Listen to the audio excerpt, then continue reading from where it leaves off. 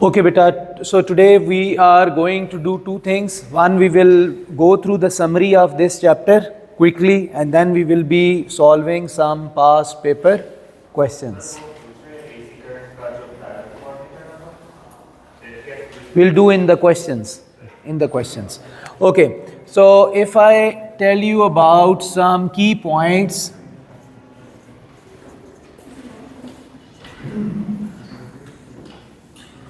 for this chapter, तो बेटा सबसे पहले we have to look upon definitions. How many definitions are there? So the first definition is of course RMS values. RMS values of current and voltage. ठीक है? Usually question begin with RMS value. So we define RMS current or RMS voltage as the steady value of the current corresponding to alternating current that produces the same average heating effect as produced by alternating current. In the similar way, same words for RMS voltage. ठीक है? The steady value of voltage corresponding to alternating voltage that produces same average heating effect in a resistor as produced by alternating voltage. Same wording for current and voltage, RMS definition, right? Okay, the next definition is peak value. Peak value of current and voltage. So we say this is the maximum value of alternating current or maximum value of alternating voltage. So in fact this is easier version. So the most important one is this RMS value. The next definition is rectification. So what is rectification? It is process of converting AC into DC. अच्छा, उसके बाद next definition is in this chapter. Okay, I don't think so there is any other definition in this. Okay, so these are the three definitions. Then look upon equations. What are the equations? So the first equation is of course RMS. RMS current is peak current over square root 2, or VRMS is peak voltage over square root 2. You can also write it as this because 1 over under root 2 is 0.707. So it will be like this.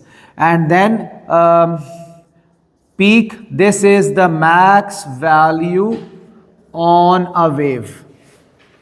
Like peak voltage or peak current, this is the maximum value. And about the mean value or the average value, we say this is sum of maximum and minimum divided by 2. Okay, about some other formulas that we'll be using up over here from circular motion and oscillation, because इसके अंदर भी waves होती हैं ना, तो waves वाले और formulas जो आ सकते हैं, that is time period. Time period will be total time over number of waves. Time period will be 1 over frequency. Omega can be there, it is 2 pi over T, or omega is 2 pi F. This formula can also be used. Then theta can also be used. So theta is omega T. How? Because we know angular velocity is rate of change of angular displacement. So from here we can make theta as the subject. So theta is omega into T. Okay, the next formula that I have seen in the past paper, that is the drift speed one. So it is NAVE. Okay, this is from AS. But this formula is already given in data sheet. So no worries about it. क्योंकि ये formula जो है drift speed का I is equal to NAVE. I is current, N is charge density, A is the cross sectional area, V is drift speed and E is elementary charge. तो ये AS वाला formula है जो already data sheet के अंदर होता है. ठीक है, तो कुछ क्वेश्चंस में ये भी फार्मूलाज ने यूज़ करवाए हैं. अभी what he is doing is कि वो AS के कुछ फार्मूलाज जो है वो लेके आता है इसके अंदर A2 के अंदर भी, जो लेकिन जर्नल जो फार्मूलाज होते हैं, लेट्स से पावर, उसके बाद सूवर्ट इक्वेशन या इक्वेशन ऑफ मोशन या वर्क का फार्मूला, पावर एनर्जी का फार्मूला या करंट के कुछ फार्मूलाज या वेव्स में V = F लैम्डा, इस किस्म के सिंपल फार्मूलाज यहाँ पे भी यूज़ होते हैं। तो एक तो ये हो गया। अच्छा, उसके बाद moving forward, next formula is for power dissipation equations. So power dissipation में बेटा अगर वो डीसी सर्किट्स होंगे तो डीसी सर्किट में पावर विल बी IV और I0 V0, power will B I² R I0² R, and then power can be V²/R or V0²/R. In the similar way, if it is AC, then we will be using mean power. So this is like mean power. And sometimes it is also known as average power. Mean power or average power. Acha, mean or average power, this will be of course calculated in two ways. One, you know that mean is always the average. So we can say maximum power plus minimum power divided by 2 if it is graph. मतलब अगर graph आपके पास आ जाए और graph से कहे कि बताओ भाई मीन पावर कितनी है, तो आप बस you'll be adding maximum power plus minimum divided by 2, so you'll be getting your answer. ठीक है। But if it is calculations, तो कैलकुलेशंस के लिए फिर आपको मीन पावर में IRMS VRMS यही वाले सेम फार्मूलाज होंगे, लेकिन पीक की जगह RMS वैल्यूज़ आ जाएंगी। इसी तरह यहाँ पे IRMS² ओवर R आ जाएगा, सॉरी इनटू R, या VRMS² ओवर R आ जाएगा। तो that's how you can find these values. अच्छा, पहले द फर्स्ट स्टेप इज़ कि you should know the basics. उसके बाद ऑफ कोर्स आपको पता है पेपर में तो ट्रिकी चीज़ें भी होती हैं, लेकिन once you know the basic thing तो then you would be able to solve the tricky things. ठीक है। अच्छा, इसलिए सबसे पहले आपने अपने आप को जो बेसिक चीज़ें हैं ना उससे फेमिलराइज करना है, फिर ट्रिकी चीज़ों की तरफ जाना है। तो ये हो गया पावर के ग्राफ्स वगैरह भी हैं ऑफ कोर्स, वो देख लेंगे। अच्छा, अगर हम ग्राफ्स की बात करें तो ग्राफ्स के अंदर बहुत वैरायटी है। ठीक है, लार्ज वैरायटी इज़ देयर। तो वो हम ग्राफ से ही देखेंगे। अब उससे मेनली जो है, लेट्स से अगर मैं अभी सिर्फ 2 ग्राफ बना दूं और एक में लेट्स से मैं ये साइनोसाइडल बना दूं और दूसरे में मैं ये बना दूं, ये भी साइनोसाइडल है, but there is a difference between both the sinusoidal. This sinusoidal is alternating which is changing its direction, मतलब पॉजिटिव मतलब एक तरफ, negative means changing direction. This is just positive, it means if it is voltage or current, that is direct current or direct voltage, लेकिन its value keep on fluctuating। तो यहाँ से हमें अब वेरिएबल क्वांटिटीज़ निकालने के लिए वो कह सकता है ग्राफ से। अब ग्राफ से क्या क्या हमें कह सकता है? ग्राफ से आप कह सकता है हमें, let's say if I can write calculations from graph, तो सबसे पहले बेटा आपको वो पीक वैल्यू निकालने के लिए कह सकता है, फिर आपको मीन वैल्यू निकालने के लिए कह सकता है। आपको पता है ये दोनों जो हैं ये आप वाई एक्सिस से निकालेंगे। ठीक है। इसी तरह एक्स एक्सिस से आपको टाइम पीरियड कह सकता है, फ्रीक्वेंसी कह सकता है, ओमेगा कह सकता है। ये चीज़ें आप सारी एक्स एक्सिस से, ये वाई से निकालेंगे, ये एक्स से निकालेंगे। इसी तरह आपको वो नंबर 4 पे आपको मीन वैल्यू चलो मीन तो खैर आ गया, यहाँ पे मीन पावर, करंट, वोल्टेज कुछ भी होगा, anything you can find from there. तो बेसिकली ये जो है ये इसकी जो है वो 2 टाइप ऑफ कैलकुलेशंस होंगी। उसके बाद last thing is circuit diagram. अच्छा, सर्किट डायग्राम में मेनली जो है वो रेक्टिफिकेशन की डायग्राम होंगी। रेक्टिफिकेशन, हाफ वेव रेक्टिफिकेशन और full wave rectification. So only these 2 diagrams will be there. तो इसमें आपको सिर्फ ये करना होता है कि आपको सर्किट करेक्टली जो है वो असेंबल करना होता है। अगर ऐसा कोई क्वेश्चन आए कि बीच में मिसिंग डायोड है या पावर सप्लाई है, तो वो आप वहाँ पे बनाओ, तो वो आपने जस्ट बनाने होते हैं। फॉर एग्ज़ाम्पल, अगर मैं एक जस्ट एग्ज़ाम्पल ड्रॉ करूँ आप लोगों के लिए,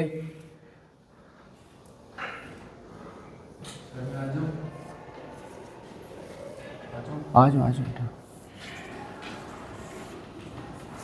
ओके, तो ये अब मैंने सर्किट बनाया है और इसमें लेट्स से मैं ये कहता हूँ कि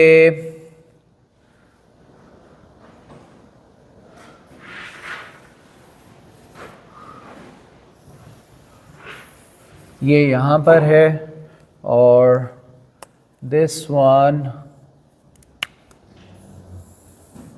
is over here, and here are the 4 places for the diode. ठीक है, तो वो आपको ये कहता है कि आप डायोड ऐसे लगाओ कि पहले फेज़ में ये वाली जगह है रेजिस्टर का, ये वाला एंड या ये वाला एंड या ये वाला कहीं पे भी लगा सकता है, ये पॉजिटिव पोलैरिटी पे हो। This should be at positive polarity. Positive polarity का मतलब है कि पॉजिटिव पीक वहाँ पहले पहुँचनी चाहिए। तो आप डायोड्स के सेटअप को आप ख़ुद लगाओ, ठीक है। तो अब आप जब ख़ुद डायोड लगाओगे तो आप सबसे पहले देखोगे कि भाई यहाँ से उधर आपको पॉजिटिव चाहिए, ये बैटरी है। तो अगर हम लेट से इसको पॉजिटिव करें, कोई नीचे वाले को भी पॉजिटिव कर सकता है, ठीक है। लेकिन लेट से यूजुअल प्रैक्टिस ये होती है कि हम टर्मिनल का ऊपर वाला जो होता है बैटरी का ऊपर वाला टर्मिनल उसको पॉजिटिव लेते हैं। अगर ये पॉजिटिव है, यहाँ से पॉजिटिव आ रहा है इधर, ठीक है, मतलब ये पॉजिटिव फ्लो है। अब पॉजिटिव जब यहाँ पे आएगा इस कॉर्नर पे, तो वो पॉजिटिव चाहिए तो हमें उस तरफ लेके जाना है। इसका मतलब ये हुआ कि हम यहाँ पे बीच में ये डायोड इस तरह लगा सकते हैं, ठीक है, क्योंकि हमें ये पॉजिटिव चाहिए और ये नेगेटिव। तो क्या होएगा, ये पॉजिटिव यहाँ से उधर चला जाएगा, ठीक है। जब आपने ये इस तरह लगा लिया तो जो इसके ऑपोजिट है वो भी आपने बिल्कुल इसी तरह लगाना होगा। मतलब जो आप एक लगाते हैं डायोड, उसके ऑपोजिट वाला भी एग्जैक्टली वैसा ही होता है। और उसके बाद अब आपको जो बाकी डायोड्स लगाने हैं, आपको देखना है कि आपको ये पता है कि जो बैटरी का जो कॉर्नर होता है उसके अराउंड जो डायोड्स होते हैं वो ऑपोजिट, उनकी पोलैरिटी ऑपोजिट होती है। तो इसका मतलब है कि आपको नेगेटिव यहाँ पे ऐसे लगाना है, ठीक है, ताकि नेगेटिव इधर आए। क्यों? क्योंकि ये वाला जो है ये बैटरी टर्मिनल जो है बैटरी एंड बैटरी के साथ लगा हुआ है, इसके साथ दोनों अपोजिट पोलैरिटी के डायोड होने चाहिए। तो चूंकि आपने ये फिगर आउट कर लिया था कि आपको यहाँ पॉजिटिव चाहिए था, दिस वन इज़ पॉजिटिव, तो ऑब्वियसली फिर इसको आपको नेगेटिव रखना है। और अगर ये नेगेटिव इस तरफ है तो जो इसके अपोजिट होएगा वो भी एग्जैक्टली आप उसी तरह बनाएंगे, ठीक है। तो इस तरह करके आप ये वाला सर्किट जो है ये बना लेंगे, ठीक है। Is this thing clear? Any questions? No? अच्छा, आप फिर ऐसे करते हैं कि थोड़ा सा हम जो है ना इस पे इसके क्वेश्चंस को करते हैं।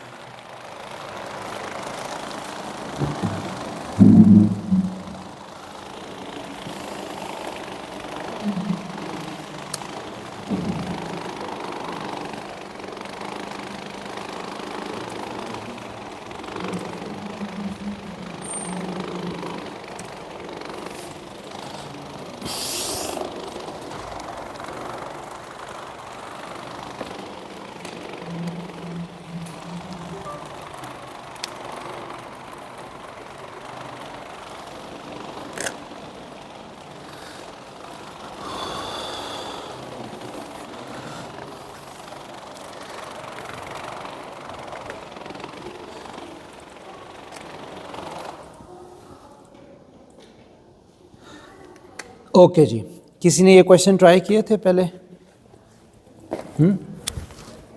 नहीं, किसी ने नहीं किए यार।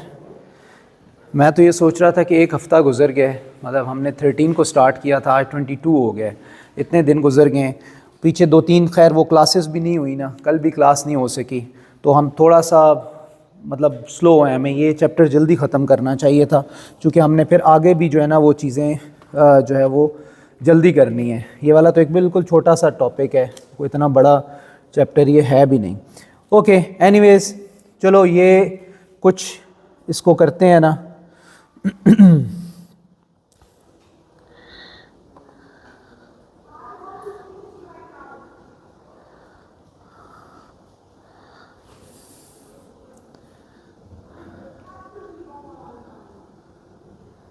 ओके बेटा, आप ज़रा देखो, सबसे पहले अब आपने क्या करना है नोटबुक्स में, थोड़ा सा सर्किट बना के पूरा क्वेश्चन लिखने की ज़रूरत नहीं है, लेकिन वर्कशीट हेडिंग दे दें, वर्कशीट नंबर 1 क्वेश्चन लिख लें और बीच में हल्का हल्का डाटा या कुछ अगर डायग्राम बनानी हो वो बना के पूरा क्वेश्चन ज़ाहिर लिखने की ज़रूरत नहीं है, खाली उसको क्वेश्चन यहाँ से देखें, सॉल्व उधर करें और बाद में आज इसको कंटिन्यू करें और आज ही ख़त्म करें, और जो प्रॉब्लम आती है वो ग्रुप में डिस्कस करें। सिंपल इज़ दैट, ठीक है। सिंपल थीम ये आप लोगों ने रखनी है, कोई इसमें टेंशन की बात नहीं। आपसे क्वेश्चन नहीं हो रहा कोई बात नहीं, वही तो देखना है कि क्या नहीं हो रहा, ठीक है, और वो फिर आपने डिस्कस करना है। और जो अच्छी चीज़ होती है वो ज़ाहिर ग्रुप में डिस्कस करना अच्छा होता है। इधर आप देखें टाइम क्या होगा, इधर तो टाइम ही कोई नहीं है, किस टाइम आप डिस्कस करेंगे, राइट।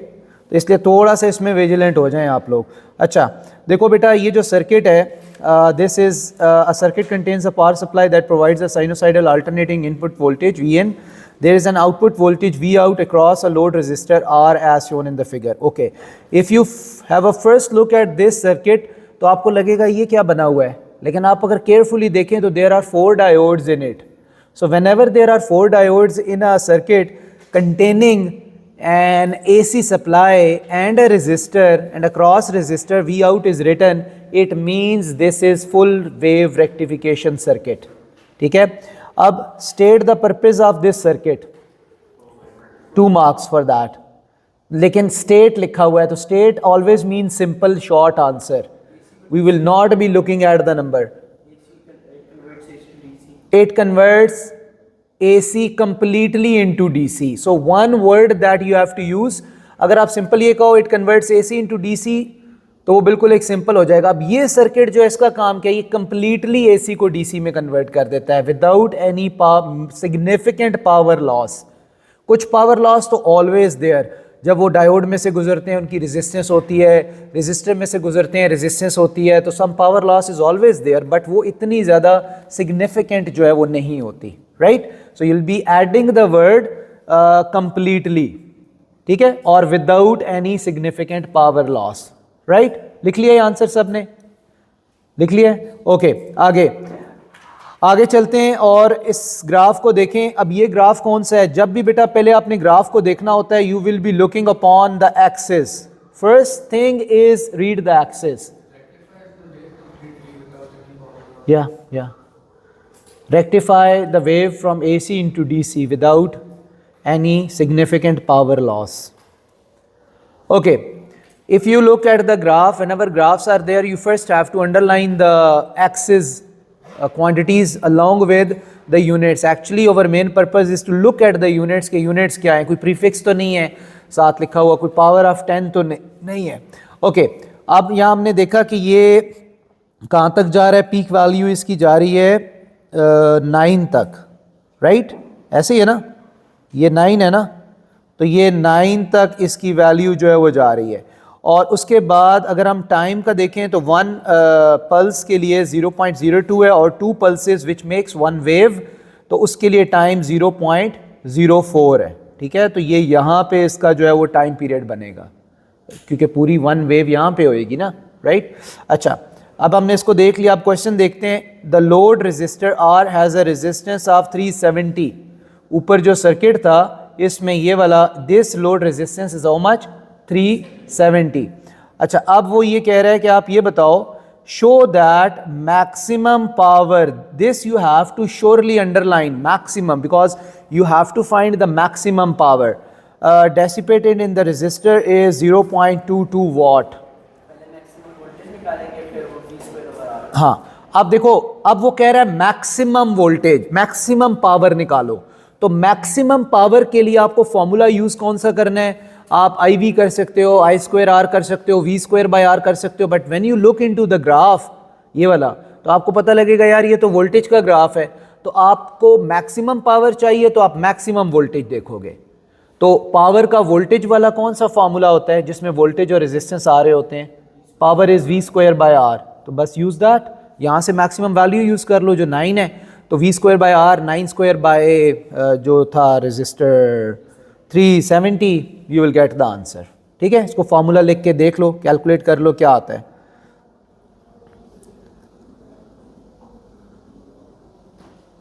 एक दफा फॉर्मूला लिख के देख लो ना।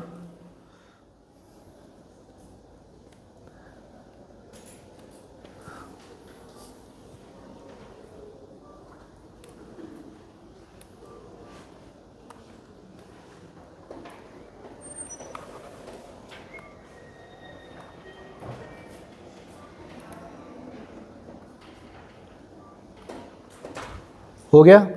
Let's move forward.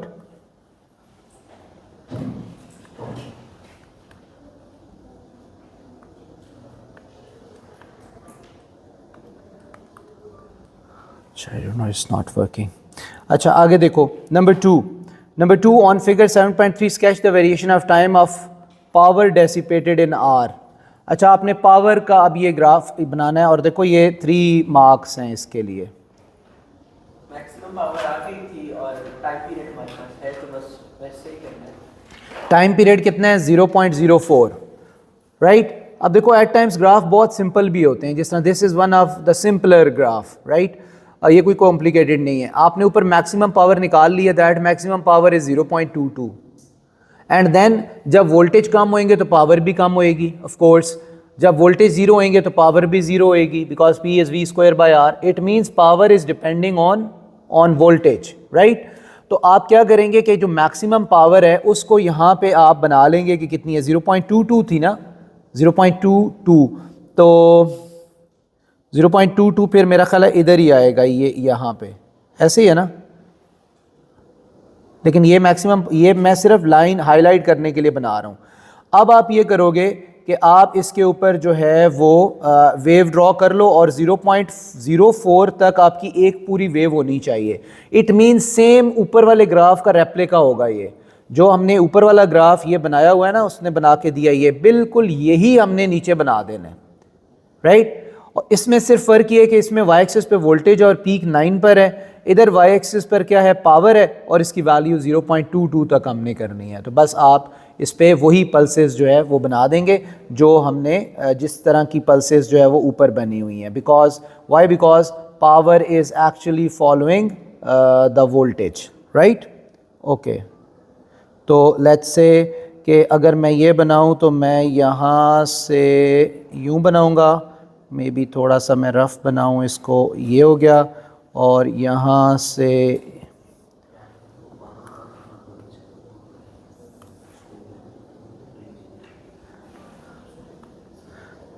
ओके, इसी को अब आप आगे कंटिन्यू कर लेंगे. ठीक है.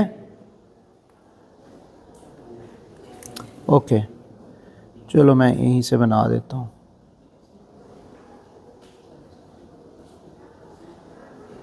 ये इधर आ गया, ये इधर आ गया. अच्छा वो आप सही कह रहे हो, P इज़ V²/R सही है, बट प्रॉब्लम इज़ कि यहाँ पे हमारे पास मैक्सिमम पावर है ऑलरेडी.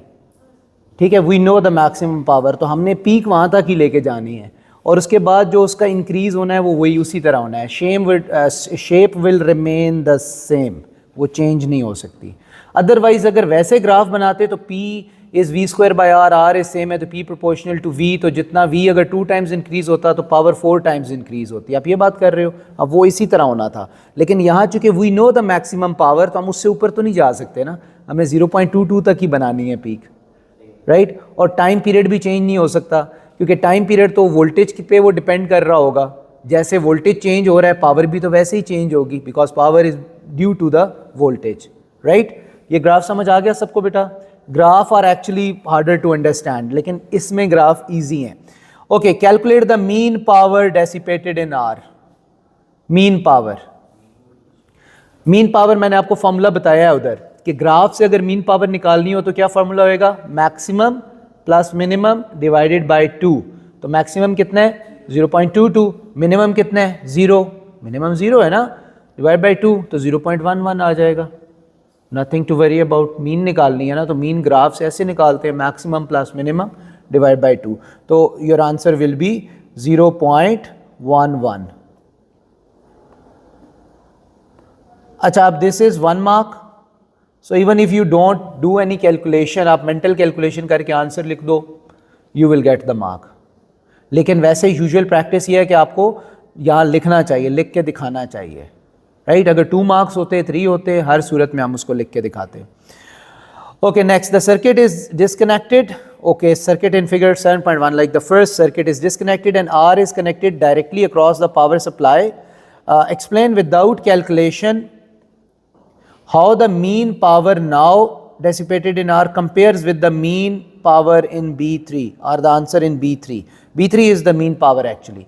अब ये जो 0.11 मीन पावर डेसिपेट हुई है, ये कब हुई है? जब आपने यहाँ पे ये सर्किट के अंदर आर लगाया हुआ था, जब डीसी थी, इसमें से डीसी करंट फ्लो कर रहा था, डीसी वोल्टेज थे, और इसकी मीन पावर कितनी थी? 0.11। मीन पावर इतनी आई है ना, मैक्सिमम 0.22 है ना, तो मीन 0.11 आई है।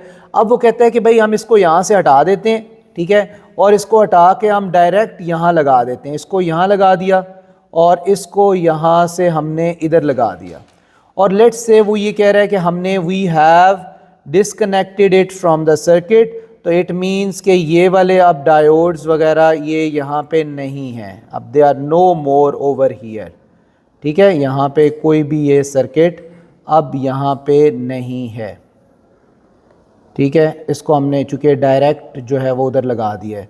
तो अब बताओ कि अब पावर डेसिपेशन में अब क्या फ़र्क होगा भाई? अब this resistor is directly connected to AC supply. पहले कैसे कनेक्टेड था? डायोड्स के एंड पे था, डीसी मिल रही थी, वो पावर डेसिपेट कर रहा था। अब क्या है? अब वो डायरेक्ट उस सप्लाई के साथ लगा दिया है। तो कह रहा है कि बगैर कैलकुलेशन के बताओ कि क्या अब जो पावर प्रोड्यूस होगी, डेसिपेट होगी, क्या वो डिफरेंट होएगी या वो सेम होएगी? You have to tell this. हाँ,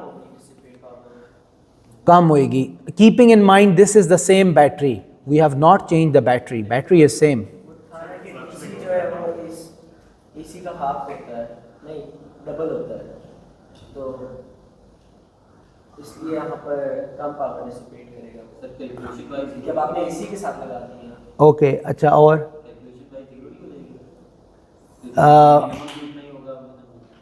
power, this is power dissipation.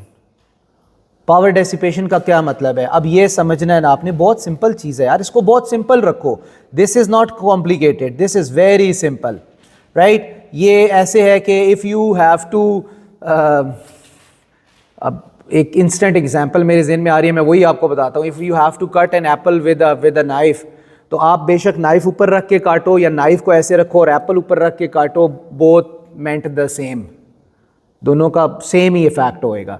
एक रेजिस्टर है, उसमें से एक तरफ से करंट जा रहा है, वो हीट डेसिपेट कर रहा है, अगर दूसरी तरफ से करंट आ रहा है तब भी वो हीट डेसिपेट करेगा। रेजिस्टर डोंट नो कि क्या हो रहा है, करंट कहाँ से आ रहा है, वो तो जब उसमें से करंट गुजरना है उसने पावर डेसिपेट करनी है, राइट।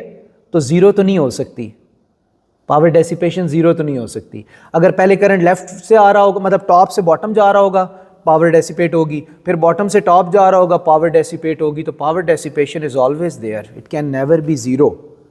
ओके, नेक्स्ट पॉइंट कि जी जो है इसमें आप कह रहे हो कि इसमें कम हो जाएगी, हाँ, नो, इसमें कम नहीं हो सकती। देखो बेटा, अगर पहले इसको हमने डीसी में कन्वर्ट किया है तो इसी वोल्टेज को डीसी में कन्वर्ट किया है ना, कम कैसे हो सकती है या ज़्यादा कैसे हो सकती है? वो डिफरेंट डायनामिक्स हैं जिसमें करंट भी चेंज हो जाता है, वोल्टेज भी चेंज हो जाते हैं, ठीक है। सेम की हम बात नहीं करते, हम ओवरऑल बात कर रहे होते हैं, राइट। कि अगर आपको यहाँ हमने ये प्रोजेक्टर चलाना है तो हम AC 220 दे रहे हैं, लेकिन अगर DC देने होते तो हम 110 देते हैं इसको। क्यों? क्योंकि DC जो है वो पावर ज़्यादा देती है, तो हमें वोल्टेज भी कम करने पड़ते हैं ना। हम ये तो नहीं कि 220 वोल्ट DC इसको देते, हम 110 कर देते, वोल्टेज को कम कर देते, राइट। तो यहाँ पर जो है सेम पावर डेसिपेट होएगी, same mean power is going to be dissipated. Just recall the definition, just recall the definition of RMS voltage. क्या थे RMS voltage? It is the steady और constant value of voltage corresponding to alternating voltage that produces the same heating effect in a resistor as produced by alternating voltage। तो इसका मतलब है जितने DC voltage एक battery के जो power dissipate करते हैं, उसी बैटरी के जो AC वोल्टेज हैं वो भी उतनी पावर डेसिपेट करते हैं। तो we will say there will be no difference in the mean power, the mean power will be same, right. Mean power 0.11 नहीं होगी, चेंज नहीं होएगी, because we are referring back to definition, right.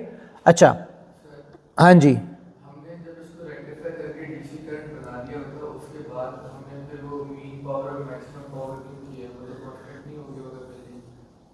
क्या? जब wave को DC में convert करते तो स्ट्रेट लाइन वेव बन जाती थी ना वापस।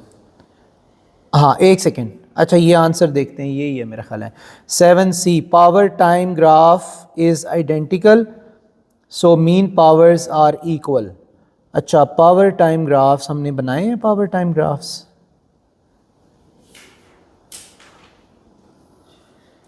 हाँ देखो ये जो पावर टाइम ग्राफ है ना, ये है उसका रेक्टिफाइड का। अगर हम डायरेक्ट एसी के साथ भी पावर टाइम ग्राफ बनाए ना, तो उसका पावर टाइम ग्राफ भी एग्जैक्टली यही बनेगा, क्योंकि पावर नेगेटिव में तो जाती नहीं है, वो तो पॉजिटिव में रहेगी। इवन एसी गुजर रहा है और आपने पावर टाइम ग्राफ बनाना है, तो पावर टाइम ग्राफ ये सेम ही बनेगा, ये चेंज नहीं होगा। क्यों? क्योंकि आपने शुरू में पीक वोल्टेज पे पावर कही थी, मैक्सिमम पावर पीक वोल्टेज पे, तो जब एसी पीक पे जाएगी तो उस टाइम वो 0.22 इमिट कर रही होएगी, बेशक एसी हो या बेशक रेक्टिफाइड डीसी हो, पीक वैल्यूज तो बेटा सेम होती है ना। देखो अगर मैं सिर्फ एसी बनाऊं साइनोसाइडल, और या ये बनाऊं, ये जो ग्राफ बना हुआ है लेट्स से ये वाला ग्राफ वोल्टेज का, तो क्या इस पीक वोल्टेज की वैल्यू दोनों में डिफरेंट होएगी? नहीं, सेम होएगी ना। मतलब जो एसी की पीक वैल्यू है वही इधर रेक्टिफाइड डीसी की पीक वैल्यू है, इसी से आपने पावर निकाली है। तो दैट्स व्हाई वी से कि as the peak voltage are same so maximum power is same, and when maximum power is same then mean power is also same. आप जो उसने आंसर लिखा हुआ है हम उसको चेंज करके भी लिख सकते हैं। तो फिर ये हाउस होल्ड अप्लायंसेस में 110 की वोल्टेज दे दें डीसी की, उसको फिर 220 देनी चाहिए, फर्क तो पड़ता ही नहीं है। 110 तब दें अगर डीसी हो पीछे से, वो तो एसी है ना। अब एसी हमें 220 कर देनी पड़ती है। नहीं पड़ता डीसी और एसी में, तो फिर 220 भी दे तो खैर। 220 डीसी दें या एसी? नहीं, फिर तो खैर नहीं है ना। तो फिर यहाँ भी तो वैसे ही हो रहा है ना कि डीसी और एसी को एक जगह पे रखा। बेटा ये एक ही वोल्टेज को हम चेंज कर रहे हैं, एक ही वोल्टेज को, सेम वोल्टेज कन्वर्ट हो रहे हैं ना, दैट्स वाई। वो अब आप समझ नहीं रहे, डिफरेंट डायनामिक्स। अगर हमने डीसी देना है तो हमें वोल्टेज कम देने हैं, वो अलग वोल्टेज है। अगर हमें एसी देना है, ठीक है, तो एसी वोल्टेज अगर हम देंगे तो एसी वोल्टेज हम 220 देंगे, उसमें करंट की वैल्यू भी चेंज हो जाएगी। ये दोनों आप डिफरेंट डायनामिक्स देख रहे हो, एक चीज़ को आप हर जगह पे नहीं लगा सकते। यहाँ पे एक ही बैटरी है, एक ही बैटरी है, उसके जो एसी उसकी जो पीक वैल्यू है, राइट, और जो उसकी रेक्टिफाइड पीक वैल्यू है, हम एक की बात कर रहे हैं, डिफरेंट की बात नहीं कर रहे, वो दोनों सेम है। हाँ देखो ना, नहीं इसलिए पावर ज़्यादा नहीं है। अगर मैं यहाँ पे लेट्स से अगर ये बनाता ऐसे, थोड़ा सा रफ है लेकिन चलो आप उसको समझ जाओगे। ये मैंने क्या बनाया है, मैंने एक डीसी एक एसी वेव बनाई है। इस एसी वेव की पीक वैल्यू कितनी है? 9 ही होएगी। तो जो मैंने इसको रेक्टिफाई किया तो उसकी पीक वैल्यू कितनी है? वो भी 9 ही है। अब अगर मैं दोनों में मीन पावर निकालता हूँ या मैक्सिमम पावर निकालता हूँ, पहले मैं आपको कहता हूँ यार उसमें मैक्सिमम पावर बताओ क्या होगी, मैक्सिमम पावर, तो आप कहोगे अच्छा मैक्सिमम पावर के लिए वो यूज़ मैक्सिमम वोल्टेज। तो मैक्सिमम वोल्टेज कितने हैं, पीक वोल्टेज कितने हैं? 9 है, राइट। और अगर मैं कहूँ अच्छा मैक्सिमम वोल्टेज निकल आए, फिर मैं कहता हूँ अच्छा यार मैक्सिमम वोल्टेज से आप मैक्सिमम पावर निकालो, तो V²/R, तो आप कहोगे मैक्सिमम वोल्टेज 9 ओवर R, तो वो 0.22 आएंगे, ठीक है। फिर मैं कहूँगा अच्छा अब उसमें आप मीन पावर निकालो, तो जब उसकी मीन पावर एसी की आप निकालोगे, इसकी बात मैं कर रहा हूँ, इसकी, तो उसका भी नेगेटिव, पावर में तो नेगेटिव साइकिल आता ही नहीं है, पावर तो हमेशा पॉजिटिव होती है, तो उसमें भी वो पॉजिटिव, नेगेटिव वाले भी पॉजिटिव पीक बन जाएंगे, जिस तरह का ये ग्राफ ऐसे बन जाएगा। तो दैट्स वाई हम कहेंगे कि यार ये तो दोनों सेम है, these are the same thing.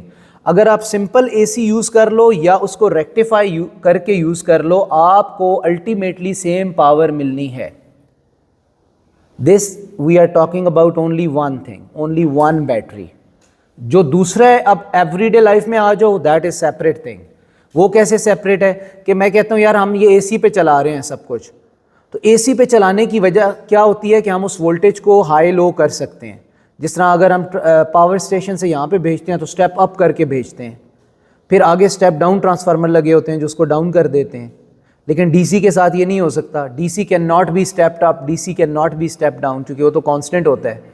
तो डीसी को हम ट्रांसफार्मर में ऑपरेट कर ही नहीं, ट्रांसफार्मर ऑपरेट हो ही नहीं सकता डीसी पे, right. That's why DC voltage are different and AC voltage are different. अच्छा, लेकिन अगेन बात उधर ही आएगी कि अगर आपको एक 110 वोल्ट डीसी दें और 220 वोल्ट एसी दें, तो दोनों फिर सेम पावर प्रोड्यूस करेंगे। क्यों? क्योंकि डीसी जो होते हैं वो डबल पावर जो है दे रहे होते हैं, उनमें करंट भी ज़्यादा होता है, वोल्टेज भी ज़्यादा होता है, दैट्स वाई उसकी पावर जो है वो ज़्यादा हो जाती है। ओके,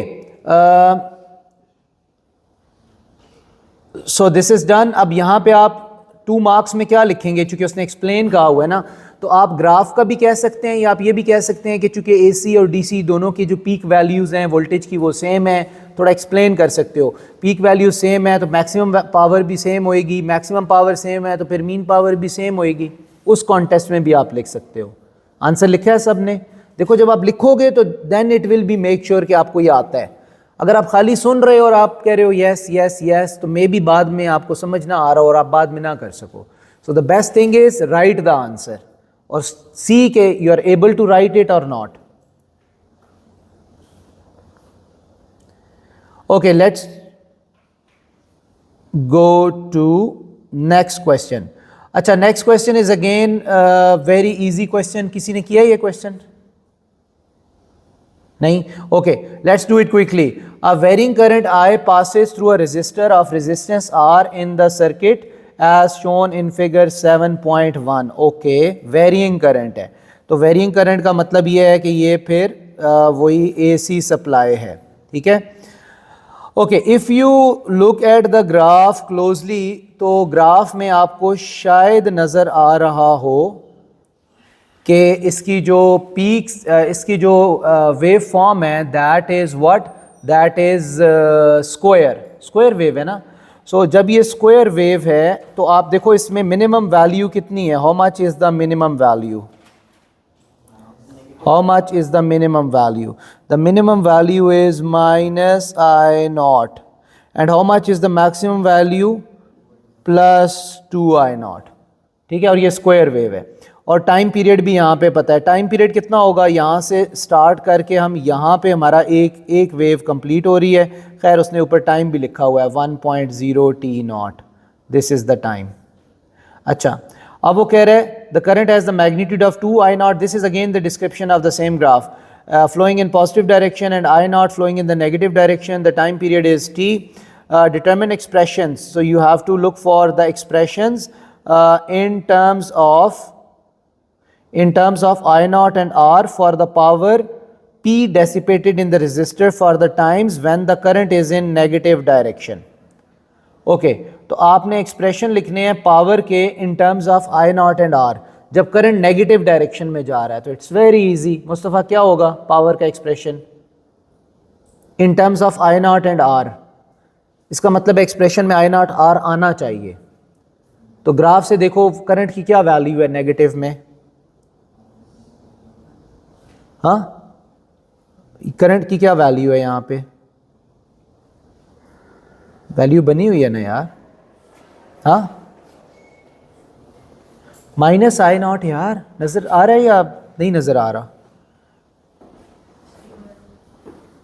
देखो ना ये यूं बना हुआ है, this is minus I not.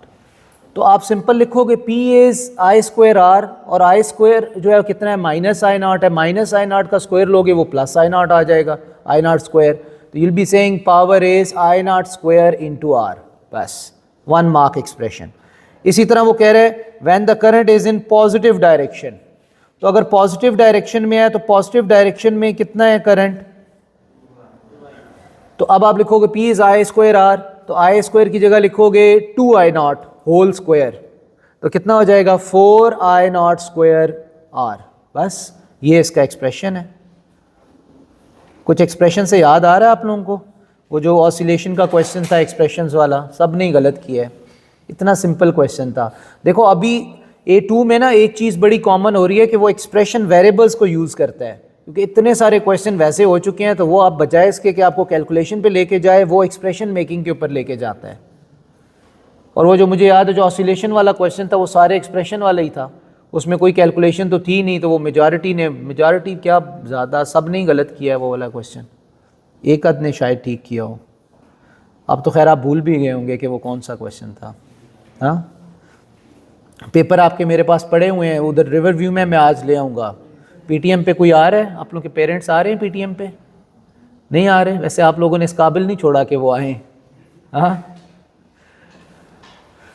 लेकिन चलो चलो उनके आए बगैर अगर आप मोटिवेट हो सकते हो तो ठीक है, वरना उनके आने का पर्पस तो यही होगा कि in order to make you motivate for the days coming ahead के भाई प्रेस करने आते हैं। क्या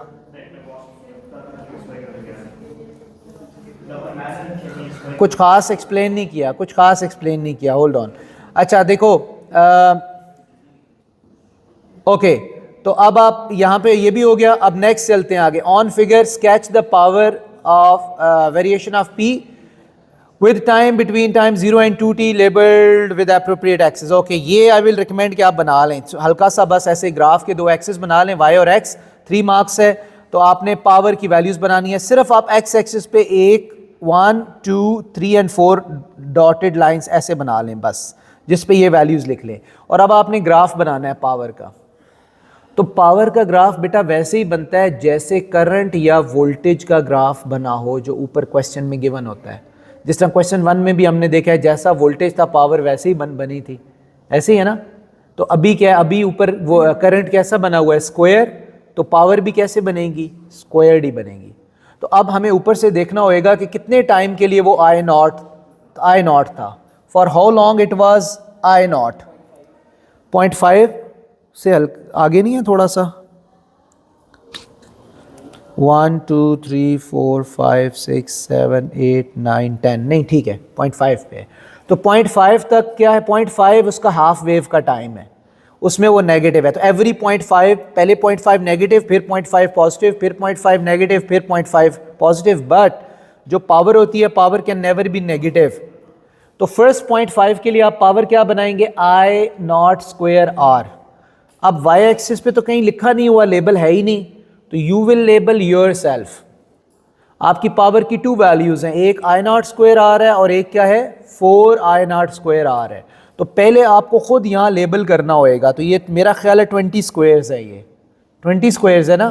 तो अगर ये 20 स्क्वायर्स हैं तो 1 2 3 4 5, तो 5 को आप लिख दो सिंपल आई नॉट स्क्वायर, ठीक है। मतलब यहाँ पे हम जो है वो ये लिख देते हैं आई नॉट स्क्वायर, और फिर इसी तरह अगले 5 और फिर नेक्स्ट 5 और नेक्स्ट 5, तो ये कितना हो जाएगा, 4 हो जाएगा, 4 हो जाएगा ना। क्यों भाई, 4 आई नॉट स्क्वायर आर।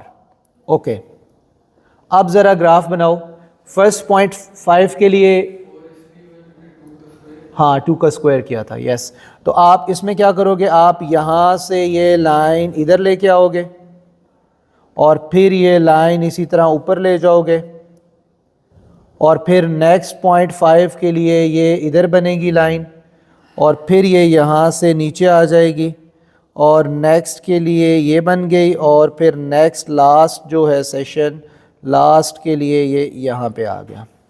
तो ये आपका पावर का ग्राफ बन गया। जैसे करंट का ग्राफ था वैसे शेप हमने सेम वही बनाई। नेक्स्ट ऑब्वियसली वो कह रहा है कि मीन पावर निकालो।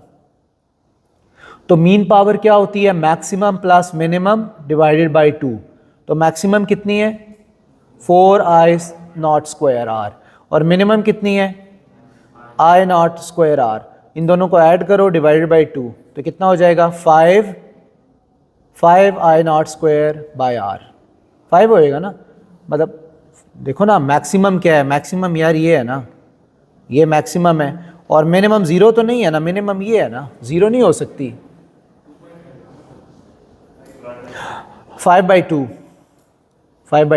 और 2.5, अच्छा 5/2 और 2.5, या 2.5 आई नॉट स्क्वायर आर आप लिख सकते हो। और कभी आपने आंसर फ्रैक्शन में नहीं लिखना, 2.5 इज द आंसर, 5/2 नहीं लिखना, फ्रैक्शन में आंसर एक्सेप्टेबल नहीं होता। अच्छा root mean square, last thing, root mean square current निकालो कितने हैं। This is important, last part of every question is challenging, ठीक है, क्योंकि वो डिफिकल्टी जो है वो फिर इंक्रीज होते होते मैक्सिमम हो जाती है। आरएमएस करंट कितना होएगा, 4 आई नॉट, हाँ 4 I naught divided by square.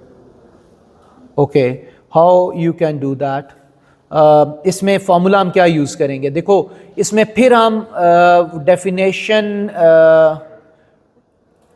Definition use कर लें, मीन पावर किसके इक्वल होती है, mean power in DC, mean power is equal to I R M S square into R. Formula लिखो, ये मीन जो है, मीन पावर इसी के इक्वल है ना, mean power is equal to I R M S square into R. Mean power ऊपर आपने निकाली हुई है, ऊपर वाले पार्ट में, जस्ट अभी ऊपर वाले पार्ट में मीन पावर निकली है ना, कितनी थी 2.5, तो you'll be putting 2.5 I naught square R is equal to IRMS square into R। R cut गया, आर की वैल्यू एक ही नहीं थी, नहीं वो पिछला था, R कैंसिल हो गया, वहाँ से IRMS निकाल लो, कितना आएगा, निकालो ज़रा इसे।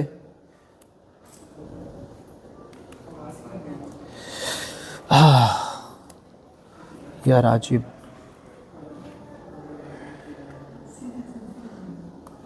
Okay start working. ये था ना IRMS square into R, mean power you have already calculated 2.5 I naught square R, so you'll be saying 2.5 I naught square R equal IRMS square into R. This R goes away and then you take the square root of this, 2.5 का square root आ जाएगा and then you will get the value of IRMS। तो 2.5 का square root क्या आता है, 1.58, okay 1.58 or 1.6 I naught, so this is your peak current value, ठीक है, okay, that's enough for today। You have to solve the rest of the questions, ठीक है।